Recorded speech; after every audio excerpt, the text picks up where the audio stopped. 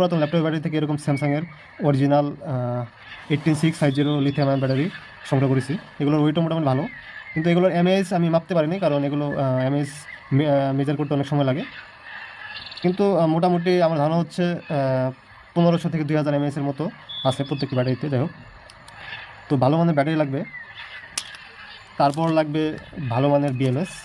দেখতে পাচ্ছেন এখানে 3S20 এমপিয়ারের একটি বিএমএস রয়েছে।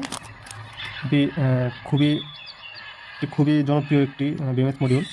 এগুলোর মধ্যে অনেকগুলো ভার্সন হয়। সো এটি হলো ব্যালেন্স ভার্সন, দেখতে পাচ্ছেন এটি হলো ব্যালেন্স ভার্সন।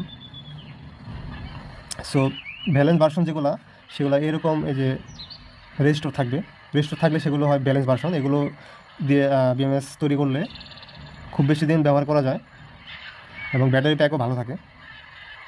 তো ভালো মানের একটি বিএমএস লাগবে। এরকম বিএমএস